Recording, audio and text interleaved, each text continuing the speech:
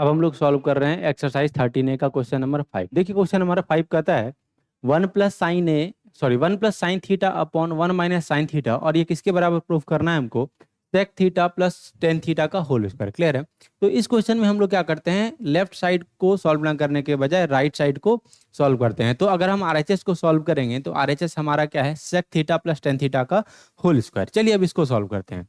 तो हम क्या करेंगे बच्चा, जहां जहां सेक थीटा होगा तो वहां लिखेंगे 1/cos थीटा, है ना, और जहां टेन थीटा होगा वहां लिखेंगे sine theta by cos theta. चलिए तो सेक थीटा की जगह लिखते हैं 1/cos theta plus tan theta की जगह क्या लिख देंगे, sign theta upon cos theta, और इस टोटल पर क्या लगा हुआ है बच्चा, होल स्क्वायर। क्लियर है।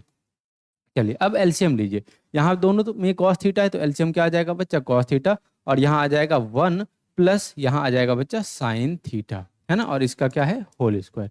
यानी कि अगर एक कोई फ्रैक्शन है और उस फ्रैक्शन पर होल स्क्वायर लगा हुआ है, इसका मतलब न्यूमरेटर वाले टर्म पर भी स्क्वायर होगा और डिनोमिनेटर वाले टर्म का भी स्क्वायर होगा। इसका मतलब यहाँ पर 1 प्लस साइन थीटा का भी स्क्वायर अपॉन बच्चा कॉस थीटा का भी स्क्वायर। क्लियर है। चलिए न्यूमरेटर में क्या है हमारे पास, 1 प्लस साइन थीटा का होल स्क्वायर अपॉन डिनोमिनेटर में कॉस थीटा का स्क्वायर, यानी कि हम लिख सकते हैं बच्चा कॉस स्क्वायर थीटा।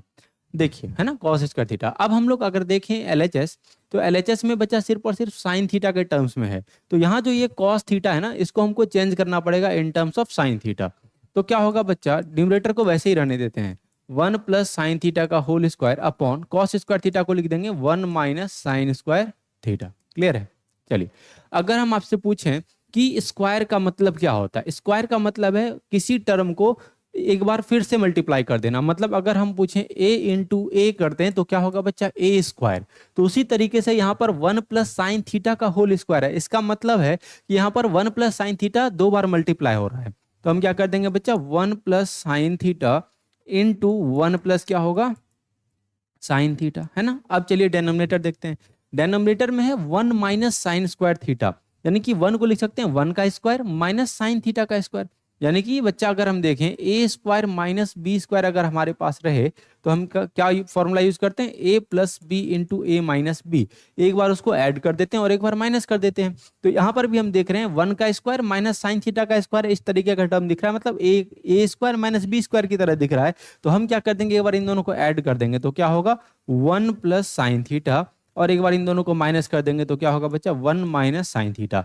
देखिए यहाँ पर 1 plus sine theta 1 plus sine theta cancel हो जाएगा, तो बचेगा क्या हमारे पास, 1 प्लस साइन थीटा अपॉन यहाँ पर बचेगा बच्चा 1 माइनस साइन थीटा।